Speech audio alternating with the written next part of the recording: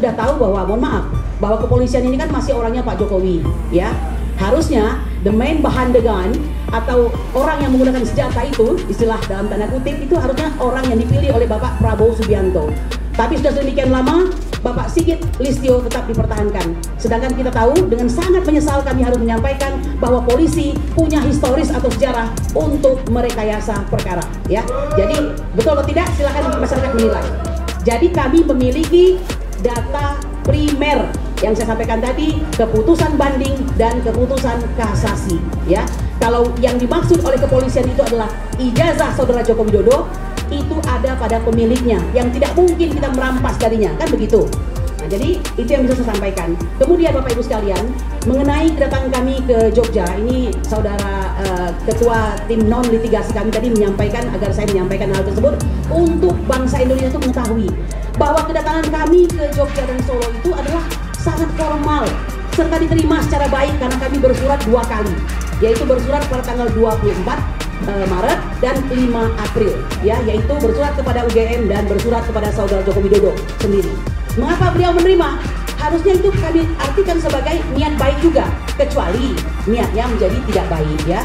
Nah, kami harus sampaikan juga meskipun dengan tidak enak hati ini bahwa sesungguhnya adanya bukan laporan, ya, Dumas kami, pengaduan masyarakat kami di Bareskrim itu adalah menjadi penyebab daripada timbulnya laporan.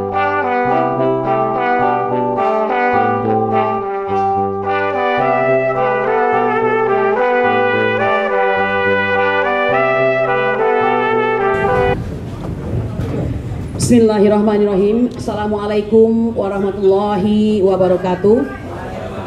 Patut kita bersyukur pada hari ini bahwa kita ada dalam suatu agenda, yaitu press conference sehubungan dengan somasi kepada Presiden ke-7 Republik Indonesia sehubungan dengan pernyataannya ada orang besar di balik daripada peristiwa atau perkara ijazah palsu saudara Joko Widodo.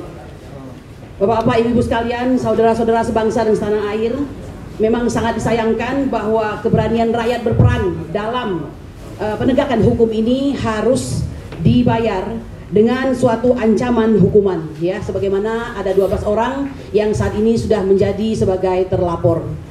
Saya ingin mengatakan bahwa kronologis daripada perkara ijazah palsu Joko Widodo ini tidak bisa dilepaskan kaitannya dengan seseorang yang mungkin suatu hari nanti insya Allah akan menjadi pahlawan, ya. Dia bernama Bambang Tri Mulyono, ya. Dan juga tentu saja ada keikutsertaan saudara Sugi Nur atau Gus Nur di situ, sehingga beliau berdua ada dalam. Mohon izin, pemilik Toyota Rush warna hitam D1682. Terima kasih. Delta Bandung. Matur nuwun. Yun sewu. Ya, silakan, ya. Jadi bukan keterlibatan, tapi beliau sebenarnya adalah tonggak sejarah dari perkara ijazah palsu saudara Joko Widodo ini. Dimulai dari perkara 592, ini banyak digunakan oleh pihak lawan untuk mengatakan bahwa mereka memenangkan perkara ini. Padahal sebenarnya itu tentu saja tidak benar. Saya sebutkan perkara 592 itu pada tanggal Senin 14 November 2022 yang sudah berketetapan hukum atau BHT pada tanggal 28 November 2022 kami cabut dalam rangka memikirkan segala sesuatunya, ya, memikirkan segala sesuatunya karena akan ada kesulitan dalam kami nanti menyelesaikan perkara tersebut di Pengadilan Jakarta Pusat. Keputusan yang dimaksud adalah bahwa 1. menyatakan gugatan penggugat dicabut, 2. memerintahkan kepada Panitera Pengadilan Negeri Jakarta Pusat untuk mencoret perkara gugatan nomor 592 PDT-G 2022 PNJKT-PST dari daftar perkara dan yang tersedia untuk itu. 3. menetapkan biaya perkara sebesar Rp1.240.000. Jadi perkara ini cabut, bukan kami dikalahkan, ya. Nah, ini beberapa kali kami harus sampaikan supaya menjadi perhatian bagi saudara Yakub Hasidibuan dan kawan-kawan bahwa Anda sesungguhnya tidak pernah memenangkan perkara ini. Bapak Ibu sekalian, singkat cerita, perkara berubah menjadi perkara pidana, di mana beban pembuktian itu menjadi beban bagi jaksa. Ya, sudah kita ketahui beberapa kali saya sampaikan di TV-TV nasional bahwa Sesungguhnya jaksa tidak pernah berhasil membuktikan bahwa kedua orang tersebut, yaitu Bambang Tri dan Gus Nur, bersalah. Nah, saya ingin lompat sedikit. Dalam gelar perkara khusus, itu Bapak Rizal Padilla yang mungkin harus kecewa karena pihak Bareskrim dalam hal ini mengatakan bahwa perkara khusus tersebut, gelar perkara khusus telah benar dilakukan dan apa yang dihasilkan itu sudah sesuai. Karena kami pihak yang melaporkan ini tidak menggunakan data yang primer, ya, yang menyebutkan sebagai data sekunder. Kami mengatakan data kami adalah data primer, ya. Setelah saya kontak dengan saudara Profesor Egy Sujana, mengapa kami katakan ini data primer? Data primer itu adalah suatu keputusan, ya, yang telah inkrah. Pertama itu adalah keputusan banding dahulu, ya, yaitu keputusan banding nomor 271/Pitsus 2023 PT Semarang atau PT SMG, dan putusan banding 272/Pitsus 2023 PT Semarang. Dan ini diperkuat dengan keputusan kasasi, yaitu keputusan 4850/Pitsus 2023 dan keputusan kasasi nomor 4851/Pitsus 2023. Kedua keputusan ini telah kami sampaikan di hadapan, ya, Ketua Gelar Perkara Khusus beberapa waktu yang lalu. Jadi sebenarnya yang tidak mengolah data-data tersebut adalah pihak daripada Karwasidik, ya. Nah, dengan demikian ada apakah itu? Tentu masyarakat bisa menilai. Mohon maaf kami harus sampaikan di sini, ya, karena memang sudah waktunya untuk berterus terang. Ada dua hal yang membuat hal tersebut menjadi runyam seperti ini. Pertama, ya, kita sudah tahu bahwa, mohon maaf, bahwa kepolisian ini kan masih orangnya Pak Jokowi, ya. Harusnya the main behind the gun atau orang yang menggunakan senjata itu, istilah dalam tanda kutip, itu harusnya orang yang dipilih oleh Bapak Prabowo Subianto. Tapi sudah sedemikian lama Bapak Sigit Listio tetap dipertahankan. Sedangkan kita tahu dengan sangat menyesal kami harus menyampaikan bahwa polisi punya historis atau sejarah untuk merekayasa perkara, ya. Jadi betul atau tidak silakan masyarakat menilai. Jadi kami memiliki data primer yang saya sampaikan tadi, keputusan banding dan keputusan kasasi, ya. Kalau yang dimaksud oleh kepolisian itu adalah ijazah saudara Joko Widodo, itu ada pada pemiliknya yang tidak mungkin kita merampas darinya, kan begitu. Nah, jadi itu yang bisa saya sampaikan. Kemudian Bapak Ibu sekalian, mengenai kedatangan kami ke Jogja, ini saudara ketua tim non litigasi kami tadi menyampaikan agar saya menyampaikan hal tersebut untuk bangsa Indonesia itu mengetahui bahwa kedatangan kami ke Jogja dan Solo itu adalah sangat formal serta diterima secara baik karena kami bersurat 2 kali, yaitu bersurat pada tanggal 24 Maret dan 5 April, ya, yaitu bersurat kepada UGM dan bersurat kepada saudara Joko Widodo sendiri. Mengapa beliau menerima? Harusnya itu kami artikan sebagai niat baik juga, kecuali niatnya menjadi tidak baik, ya. Nah, kami harus sampaikan juga meskipun dengan tidak enak hati ini bahwa sesungguhnya adanya bukan laporan, ya, dumas kami, pengaduan masyarakat kami di Bareskrim itu adalah menjadi penyebab daripada timbulnya laporan saudara Joko Widodo di Polda Metro Jaya, walaupun beberapa kali dan secara terus-menerus di denial atau ditolak oleh pihak kuasa hukumnya, ya. Karena apa? Kami mungkin belum banyak menyampaikan bahwa sesungguhnya kami sudah mengalami intimidasi di dalam rumah saudara Joko Widodo tersebut dengan mengatakan bahwa karena ini sudah ramai, maka saya akan menempuh jalur hukum. Jalur hukum yang dimaksud itu bukan melaksanakan suatu gugatan perkara PMH misalnya di suatu pengadilan negeri, tetapi yang dimaksud adalah mempolisikan. Dan terbukti pada tanggal 30 April 2025 kami dilaporkan dengan atas 5 orang berinisial RS, TT, ES, dan K, ya.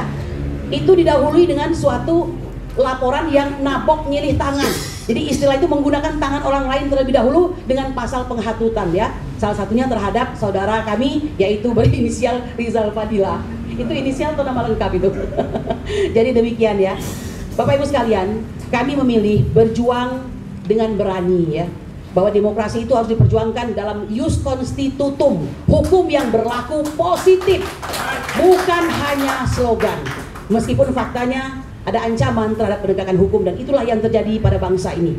Saya kira apa yang disampaikan oleh ahli pengamat kriminal itu Bang Riza Indragiri, tentang bagaimana wajah Polri hari ini, bisa disimak itu. Nah, saya mau menyampaikan sedikit lagi bahwa setelah kami dinyatakan sebagai terlapor itu, TPUA mengeluarkan sebuah surat resmi ya, yang tidak akan saya bacakan semua, tapi ada 4 yang sangat penting di sini. Saya bacakan dahulu ya. Surat resmi TPUA dalam hal adanya laporan polisi dari Joko Widodo tanggal 30 April 2025 di Polda Metro Jaya bahwa 1. Baik laporan ke Polres Metro Jakarta Pusat atas RS, RST dan RF maupun RS, RST, ES dan K seluruhnya berkaitan dengan dugaan ijazah palsu UGM Joko Widodo. Terkait dengan kunjungan TPUA ke UGM dan Solo, Surakarta, Jawa Tengah untuk mencari informasi, klarifikasi maupun verifikasi skripsi dan ijazah Jokowi. Oleh karenanya harus selesai dulu pembuktian asli atau palsunya skripsi dan ijazah Joko Widodo, baik dari hasil forensik maupun ada putusan pengadilan tentang keaslian ijazah Joko Widodo dengan 2 gelar yang berbeda, Dr. Andes dan Insinyur atau DRS dan IR. Selanjutnya, kami belum pernah membaca dan mengetahui bahwa saat tahun 1980 ada calon mahasiswa yang bernama Joko Widodo mendaftar di UGM, apalagi nama Joko Widodo diterima di UGM khusus teknologi kehutanan menurutnya. 2. TPUA telah membuat laporan berupa pengaduan masyarakat ke Bareskrim Mabes Polri tanggal 9 Desember 2024 dengan lampiran 1 bundel putusan pengadilan, lalu mengajukan 9 bukti tambahan pada tanggal 20 Maret 2025 dan 1 bukti tambahan pada tanggal 7 April 2025 dan 4 bukti tambahan pada tanggal 22 April 2025. Ketiga, atas laporan pengaduan dugaan skripsi dan ijazah palsu Joko Widodo dengan terlapor teradu Jokowi sebagai pelaku atau plagier atau dader, dugaan pembuatan skripsi palsu serta Jokowi sebagai menyuruh atau down plagier atau penyerta atau made plagier untuk pembuatan yang diduga ijazah palsu, ini harus diproses terlebih dahulu sebelum pemeriksaan delik pencemaran nama baik dan fitnah. Pencemaran nama baik 310 KUHP /27 Undang-Undang ITE dan fitnah pasal 311 KUHP atau lainnya termasuk penghasutan pasal 160 KUHP harus ada pokok pidananya, suatu perbuatan pidananya saat penghasutan terjadi. Yang keempat terakhir, telaah saintifik Dr. Rismond baik font face Times New Roman yang belum ada atau digunakan tahun 1985, demikian juga dengan operating Windows yang baru digunakan tahun 1992 menyebabkan lembar pengesahan skripsi Joko Widodo terindikasi kuat palsu. Belum lagi format tanpa penguji, kapan diuji, siapa dengan sesungguhnya, serta pembimbing apakah Profesor Ahmad Sumitro atau Kasmujo sebagaimana yang diakui Jokowi dalam skripsi tidak ditemui nama Kasmujo. Ini hanya sebagian dari surat resmi TPUA dalam hal menyikapi laporan polisi pada saat itu. Bapak Ibu sekalian, saya kira masih banyak yang akan bicara nanti ya. Ini menyampaikan satu hal yang paling penting, bahwa tidak ada orang besar di belakang TPUA. Ya, kalau orangnya besar-besar karena mungkin gemuk dan sebagainya, ya itu contohnya saya saja lah begitu ya. Saya ingin mengatakan, janganlah Anda mengumbar yang namanya fitnah ya. Karena seorang negarawan setelah selesai lengser ke Prabon itu, yang diutamakan adalah legacy yang dia tinggalkan. Anda bisa meninggalkan jalan tol, Anda bisa meninggalkan banyak bangunan-bangunan yang hebat, walaupun itu diiringi dengan meninggalkan hutang. Sesungguhnya yang harus dilakukan adalah jadilah negarawan yang baik, yang tidak hanya sibuk warawiri seperti yang Anda katakan harusnya beristirahat, tetapi justru terus-menerus mengobarkan api kebencian di sesama anak bangsa. Kalau demikian, kita teringat dengan apa yang disampaikan oleh Edward Snowden ya. When you exposing crime, then you treat as a committing crime, it's sign that you lead by criminal. Ya, tentu kita tidak ingin yang demikian itu. Saya kira demikian saja. Assalamualaikum warahmatullahi wabarakatuh.